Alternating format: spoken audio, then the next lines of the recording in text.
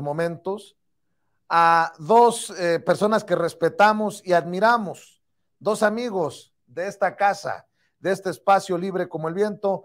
Le agradezco mucho al maestro Alejandro Rosado, sociólogo, escritor, que nos acompañe en este espacio libre como el viento. Alejandro, gracias por tu paciencia. Disculpa que te haya chutado todo este segmento, pero creo que era importante para entrar con todo, para dejar la víbora chillando. ¿Cómo estás, maestro? Muy bien, Vicente, muchas gracias. Saludos a ti y a tu auditorio. Sí, muchas gracias. Gracias. También déjame saludar al analista, escritor, al sensei Ramiro Padilla Tondo. ¿Cómo estás, Ramiro? Buenas tardes ya. Te faltó decir el más guapo, cabrón. Muy bien. Oigan, a ver, a lo mejor pues me dejo llevar por mi estridencia, pero ¿qué piensan de esta soberbia de Loret de Mola? Ah, no me da entrevista López Obrador, y salen los demás a decir, le tiene miedo. No, ya no entendí nada. Pues para eso está la mañanera también, ¿no? Ya quisiéramos los que dizque preferidos del régimen tener la oportunidad de entrevistar a López Obrador cuando uno pide la entrevista. Bueno, algunos tenemos años esperando una entrevista con el presidente Andrés Manuel López Obrador, y ni a nosotros, los que Lili Telles llama favoritos, periodistas favoritos del régimen, nos ha tocado la oportunidad. ¿Cómo ves esta soberbia? Ahora resulta Alejandro Rosado de Loret de Mola, que quiere su entrevista ya. Bueno, yo lo que creo es que Loret de Mola siente llamado, así como Lili Telles y otros personajes, a ser protagonistas de, de la oposición, a ser los principales, las principales cabezas que enfrentan a este gobierno de Andrés Manuel López Obrador. Es un afán protagónico, es un afán pues muy típico de las televisiones, ¿no? En donde hay un personaje principal que es así como un héroe, héroe de las peores causas, en este caso, y se enfrentan heroicamente al presidente de la República. En realidad se trata de provocadores.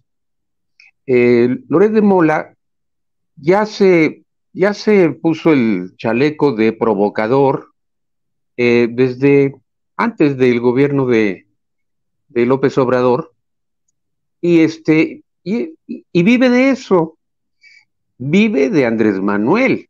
Entonces él quiere continuar creciendo su fortuna con grandes sumas que le pagan por ser un provocador. Claro que Andrés Manuel, pues, bueno, si yo estuviera en su lugar, pues lo rechazaría, es más, ni le haría caso, ¿no? Ningún caso. Es un provocador, es, ¿Cómo es una ves persona tú? que, Sí, perdón, perdón, Alejandro, sí, ¿cómo ves tú, es una Ramiro? persona. Fíjate que Y le ofrezco una disculpa al maestro Rosado porque creo que tenemos un desfase, por eso a veces resulta complicado para mí conduciendo los tiempos. Le ofrezco una disculpa al maestro Alejandro Rosado. Te escucho, Ramiro. pues obviamente hay un mercado grandísimo de la crítica a López Obrador. Este mercado genera muchísimo dinero para mucha gente, y es ¿por qué no se habla de otro tema? Porque les da de comer a la mayoría de la oposición. Si tú no hablas, si tú no criticas, si no hay gente como Marieto que todos los días postea, yo creo que le pagan por tweet, ¿no? O sea, hay toda una serie de personajes que viven de eso. Si no hablaran de López Obrador, su vida carecería de sentido y carecería de estímulos económicos. Es normal, o sea, es mucho más grande el país que los comentarios de ciertos tipos que han trabajado han trabajado esta circunstancia, ¿no? De pretender ponerse al nivel, pues, como bien dicen, hay niveles, porque el presidente le tendría que dar espacio a alguien como él que se la ha pasado mintiendo y que ha hecho una fortuna, es el presentador de noticias, uno de los presentadores de noticias más ricos del mundo, que no es periodista, es un presentador, ¿no? Tú sabes cómo se le dice en Estados Unidos, ¿no? Vicente, color commentator, ¿no? Que es como la Ann Coulter, son color commentators, ¿no? Ni siquiera son, porque así en Estados Unidos al menos así los presentan, ¿no? Ahora con el tema de Tucker Carlson y todo lo que ha sucedido en Fox News. Exactamente, o sea, pues este güey no es periodista, dijeron la gente no es periodista, es un güey que entretiene, o sea, ahora que trae un pleito casado, ¿no? Fox News con Tucker Carlson es exactamente igual, o sea, son personas que hacen comentarios, pero no son periodistas. Entonces, ¿por qué una persona que se considera así periodista, pero los demás no lo consideramos periodista, porque un periodista no hace ese tipo de cosas? ¿Por qué en este momento pretende? Pues, o sea, también tiene razón, o sea, hay dos vías en esto, el asunto de la vía de que el presidente obviamente utiliza los comentarios de la oposición para pegarles, pero lo otro también es que de repente se exagera la importancia de este tipo de personajes que pues, no deberían de tener lugar en el discurso público, pero que es parte de, ¿no? Pero sí, de repente como que habría que bajarles el switch a estos personajes, por más que lo digan, porque también el presidente lo ha utilizado a su favor, ¿no? De repente cuando volteas y ves que tienen 80% de aprobación, pues dices, a ver, ¿dónde está todo lo crítico que ha sido Latinos, todo lo crítico que ha sido todos estos camaradas? Y si el presidente pues, sigue aumentando su popularidad, simplemente uno tendría que decirles, deberían de cambiar de estrategia, porque a 5 años de la llegada a la presidencia de López Obrador, ahora el tipo que tiene el 80, creo que terminó con el 84% de popularidad cuando fue jefe de gobierno.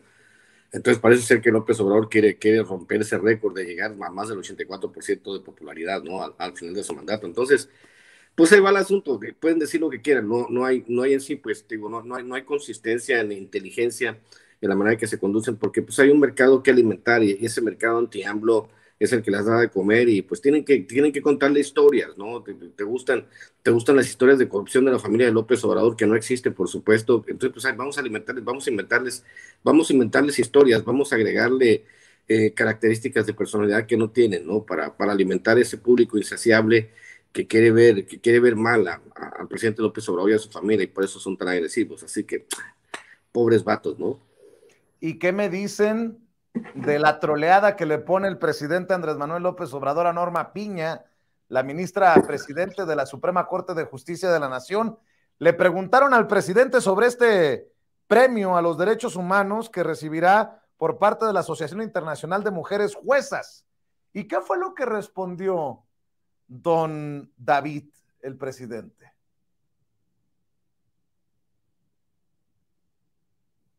Ok, presidente, gracias. Por último, hacerle dos cuestionamientos. Su opinión acerca de este galardón que recibirá la presidenta de la Suprema Corte de Justicia de la Nación, Norma Piña, es un premio de derechos humanos por la Asociación Internacional de Mujeres Juezas. Se ha considerado que ha tenido pues criterios trascendentales, que ha hecho labor en materia de perspectiva de género. Saber su opinión al respecto. Y por último, se encuentra culpable al expresidente Donald Trump de agresión sexual contra la columnista Jan Carroll. Saber su opinión al respecto, presidente. Gracias. Pues mire, pues esos premios se pueden conseguir en la Plaza de Santo Domingo.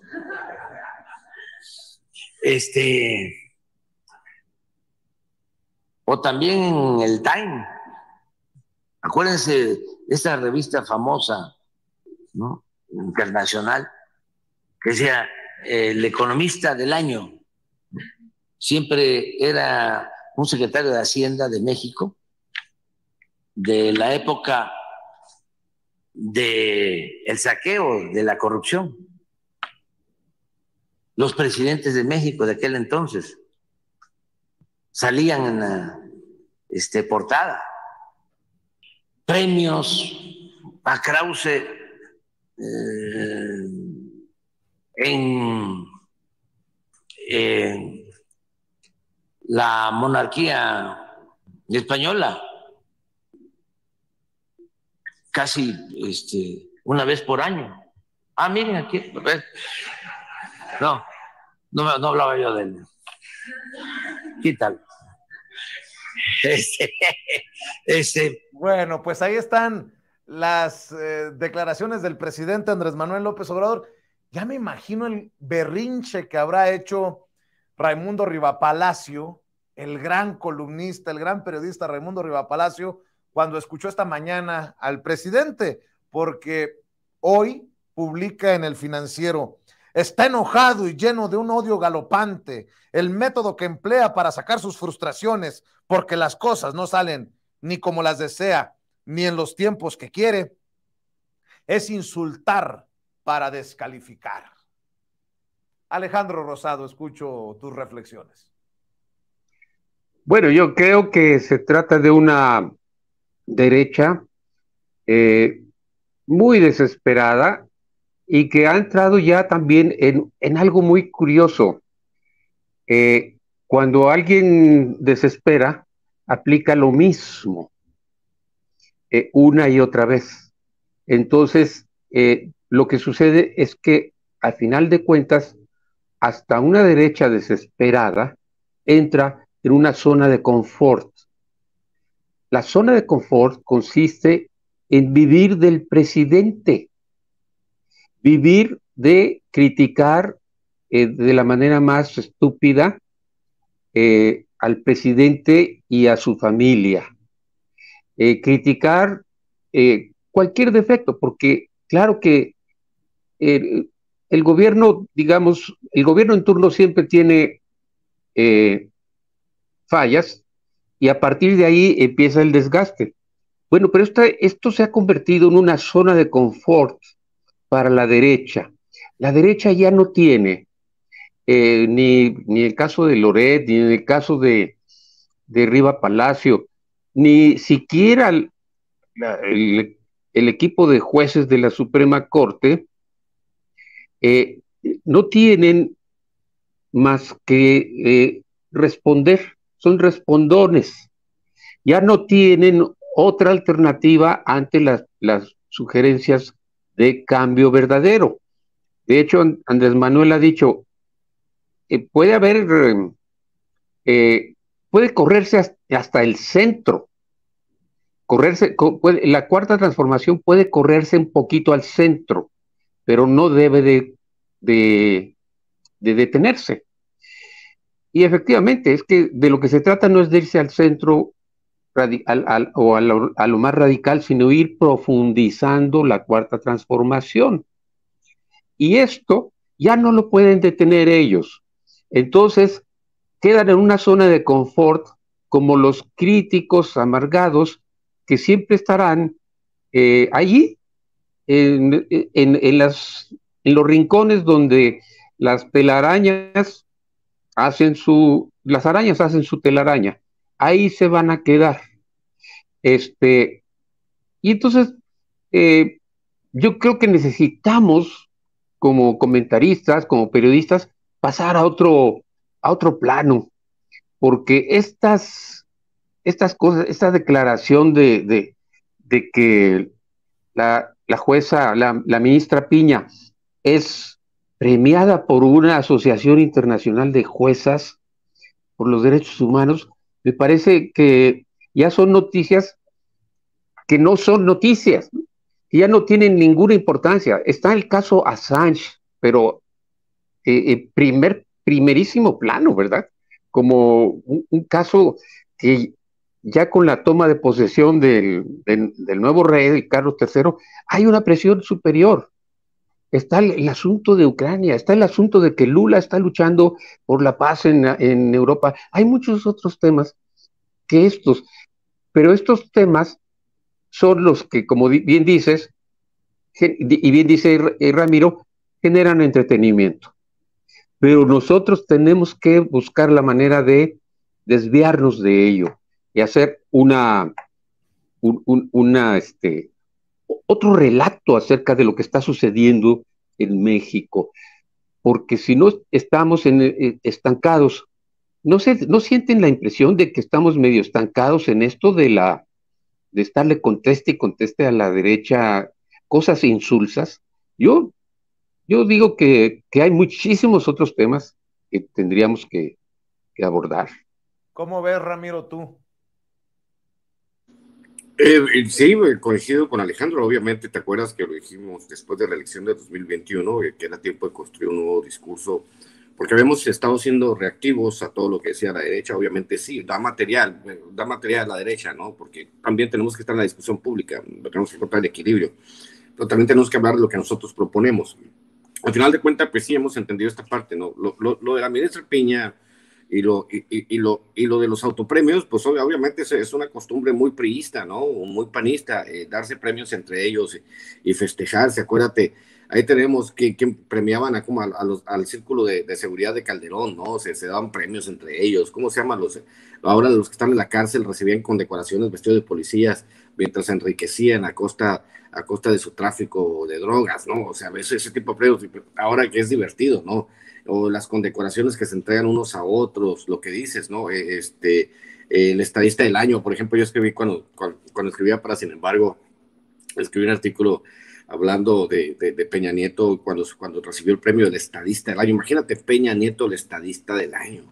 Como bien dice el presidente, pues han de haber conseguido la condecoración en Santo Domingo, pero también la manera en que se establecen estas relaciones de premiación, ¿no? Porque al final de cuentas es un asunto mediático, es un asunto anunciado, como decía el presidente también, si todo el tiempo pues, estaban premiando a los secretarios de Hacienda, ¿sabes? Pero pues, obviamente los premiaba el Fondo Monetario Internacional y el gobierno de Estados Unidos. También tiene que ver, por ejemplo, con el asunto de las calificadoras. Oye, la calificadora va a bajarle la calificación en México de tener doble B a tener B nada más, porque van a bajar por las proyecciones que hay, la chingada. Pero pues, ¿qué hace una calificadora y de dónde son? Ah, son de Estados Unidos, ah. ¿Y qué se tiene que hacer con los calificadores? No, pues Peña Nieto les dio $500,000 para que lo calificaran bien. Ah, bueno, pues siendo así, pero, o sea, tiene más o menos la misma dinámica de las calificadoras que la dinámica de los premios internacionales. Y sí, como bien dice Alejandro, pues sí, de cierta manera es insulso. Para mí se me parece que es un tema noticioso, ¿no? Porque en este tema de la discusión y de la polémica con la Suprema Corte y las cosas que nos hacen, pues también es menester de repente darle su ajuste a los ministros y que ellos no se crean. O sea, el problema en México es que hay personas que se sienten por cultura mexicana. Ahí Alejandro me puede ayudar, ¿no? Porque el tema, como bien dice, freudiano, o el tema psicológico, el tema de, no sé, de Nietzsche, del superior, donde están los cuates totalmente enfocados en creer que son superhombres y piensan que se merecen más cosas que las que se merece el pueblo en general. Pero realmente cuando deconstruyes esta idea de cómo han vivido los políticos mexicanos y ellos piensan y se descubren que tienen características extraordinarias que realmente no, porque son menos que mediocres, pues eso es lo que sucede. O sea, tenemos el caso de Calderón. Calderón creyó que podía ser un buen presidente, o sea, su estulticia y su estupidez lo llevó a pensar que él podía ser presidente, cuando el cuate no podía ser ni presidente municipal. Y sigue caminando y exhibiéndose por los foros internacionales como si fuera un gran expresidente, ¿no? Y la extrema derecha en todo el mundo le aplaude porque pues obviamente le regaló casi todo el país. Entonces hay que sí, de repente como que hay que medirle el agua a los camotes, ¿no? Pero pues también es parte, o sea, es parte del show todo esto, mi querido Vicente, de la ministra, ¿no? Y para cerrar, Alejandro, Ramiro, mientras el PRI se suma al PAN, al PRD para ir en coalición en Coahuila, en donde gobierna el PRI, en el Estado de México, en donde gobierna el PRI, y para el próximo año por la grande, la Asociación Internacional, no, debo de decir, la Policía de Andorra indaga si Juan Ramón Collado, abogado del expresidente Enrique Peña Nieto del PRI, agasajó a dirigentes de este país con bienes y servicios de lujo por valor de $1.5 millones entre junio de 2008 y marzo de 2015. El dinero bajo sospecha costeó exclusivos hoteles, restaurantes, joyerías y clínicas de estética en España, Francia, Italia, Suiza y Estados Unidos, según un informe confidencial de los investigadores del Principado Europeo al que ha tenido acceso el diario español El País. Los agentes rastrean quién se esconde tras los cargos abonados con una decena de tarjetas de crédito a nombre de Collado, que desde mediados de 2019 permanece encarcelado por blanqueo en la Ciudad de México. Además de desembolsar la factura de elitistas establecimientos, el dinero de plástico sufragó también la compra de vuelos, el alquiler de vehículos y sirvió para sacar dinero en efectivo de cajeros en los citados países. Junto al letrado, los clientes reales de estos servicios fueron terceras personas vinculadas a la política mexicana, según los investigadores. Pues ahí les dejo de tarea, ¿no? Yo creo que hay que dar a conocer estas noticias porque vamos a procesos electorales en los que estos, o por lo menos los amigos de estos malandros, bandoleros, diría el presidente Andrés Manuel López Obrador, le dicen al pueblo, vuelvan a confiar en nosotros, Alejandro. Sí, fíjate que es terrible el nivel en que la decadencia del régimen llegó a el despilfarro mayor, porque la decadencia es que ya no hay medida, ya no hay proporción.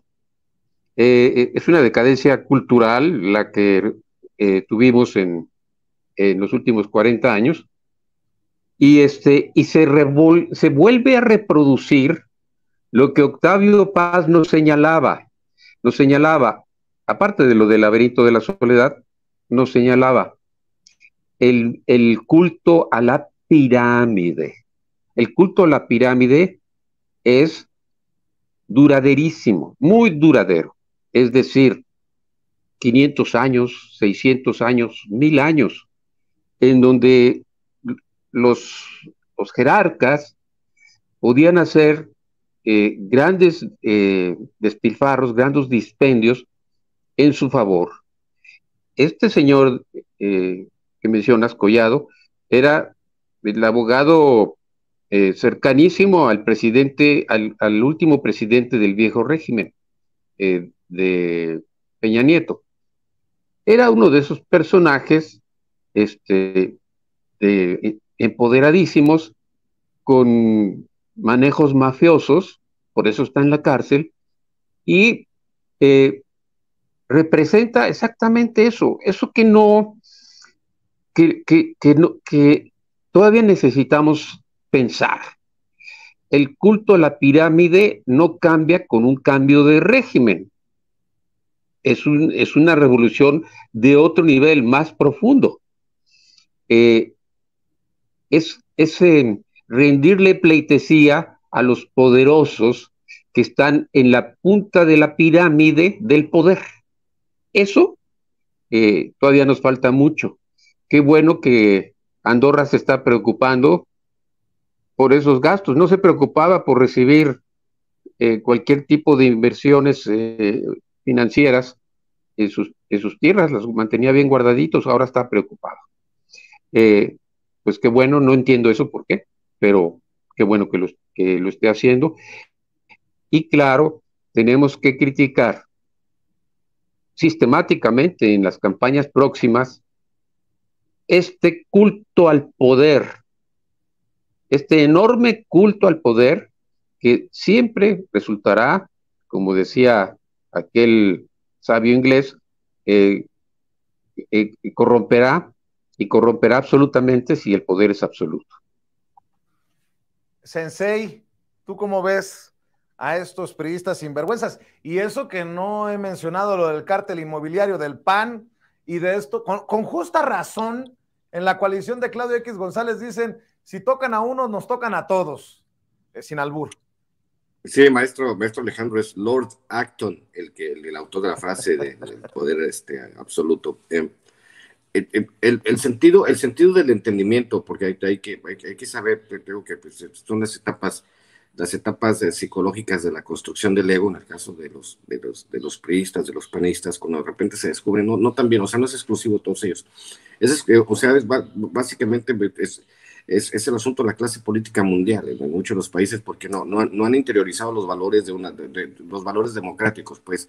Y acá en México vamos a tardar todavía una generación en que los políticos entiendan que esto no se trata de un espectáculo. A mí me ha tocado ver los políticos a nivel local que son de Morena, armar espectáculos como de besamanos como si fueran priistas. Entonces, no han entendido el sentido que tienen las transformaciones, y es que es tener el poder para, como dice el presidente, para servir.